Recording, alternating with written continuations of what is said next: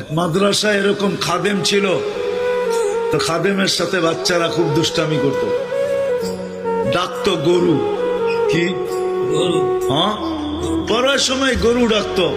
তো ও ছিল একটু সাদা সিধা, সাদা সাদা সিধা বোঝেন, সরল ছিল, সরল সহজ সরল, একটু হাবলা টাইপের, তো বেশি মাথায় নিত না।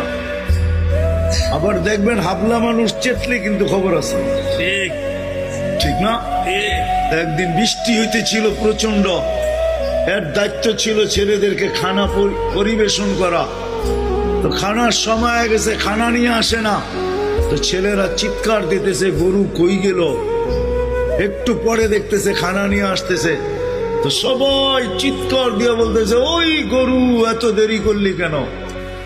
বাস সরল সহজ তো লেগে গেছে মাথায়। খানা নামায়া দিয়া মোহতামিম সাহেবের কাছে যা বলতেছে চাকরি করব না। কেন? গড়ি মাদ্রাসায় যেটি পালেন এটি সব বেয়াদব, সব সময় গরু বলে শোয়া গেছি, আজকেও গরু বলতেছে, বিজা বিজা খানা নিয়ে আইলাম।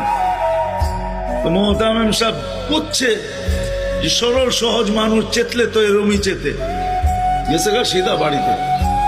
রাত্র ৩টার সময় আসতেছে, আয়সা মোহতামিম সাহেবের দরজায় খটখটাইতেছে, জিজ্ঞাসা করছে কে? হুজুর আসছি। কি জন্য? চাকরি করব।